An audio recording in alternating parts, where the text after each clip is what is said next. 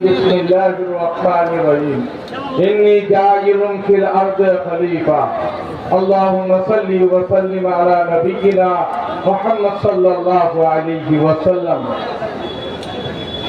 লম্বা বক্তব্য দেওয়ার সময় নাই।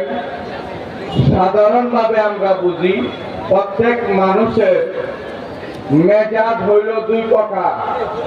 কাহারো মেজাজের মধ্যে নবুয়াতের আলু আছে, আর কাহারো মেজাজের মধ্যে রাজতন্ত্রের আলু আছে, ব্যক্তিতন্ত্রের আলু আছে, স্বৈরতন্ত্রের আলু আছে।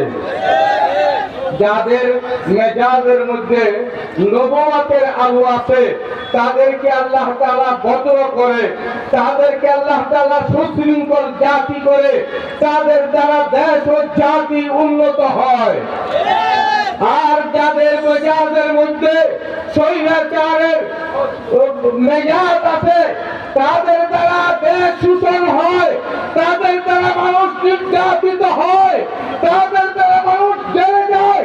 আজকে খেলাফত মজলিসের মহাসচিব আল্লামা মামুনুল হক সাহেব এই বাংলার জমিনের মধ্যে সবচেয়ে বেশি ত্যাগ স্বীকার করেছে, সেটার সাক্ষী সারা বাংলাদেশের জনগণ।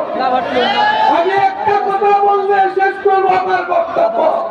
আপনারা জানেন আওয়ামী লীগের এক সময়কার সেক্রেটারি জেনারেল যিনি ছিলেন সৈয়দ আশরাফ শাহ, উনি সারা জীবন ভালো ছিল, কিন্তু পরিশেষে এমন একটা কাজ করেছে যেই কাজের কারণে তার মৃত্যুর পরে তার লাশটা পর্যন্ত কাউকে তারা দেখাইতে পারে না।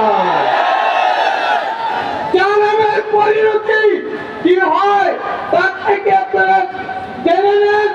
5ই আগস্ট যেরকম জালেম সরকারের পতন হয়েছে, তারা এক সময় এই 5ই মে সবচেয়ে চত্বরে হাজার হাজার ওলামায়ে কেরামে রক্ত ঝরিয়েছিল। তাদের কুদরত দারি আর তেকাই আকুনি মুরদারা জিন্দা কুনি জিন্দারা তেকা কুনি। আল্লাহ তাআলার কুদরত বুঝা কারো পক্ষে সম্ভব না।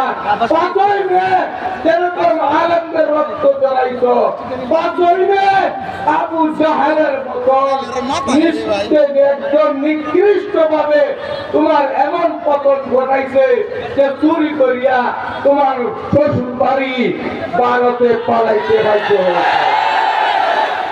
ভারত আমাদের বন্ধু নয়, বন্ধু নয়, ভারত আমাদের বন্ধু নয়। বৈষম্যের শিকার তো আমরা প্রথম থেকেই ওলামায়ে কেরামের স্বাধীনতার সূচনা করেছিল বাংলাদেশে, আর সেই ওলামায়ে কেরামকে পিছনে আমরা রেখেছি। একটা কথা বলে আমি শেষ করছি, রাজনৈতিক ঐক্য, রাজনৈতিক শক্তি যতক্ষণ পর্যন্ত আপনারা অর্জন করতে না পারবেন না, ততক্ষণ পর্যন্ত আপনার সমাজে রাষ্ট্রে আপনার কোনো মূল্যায়ন হবে না।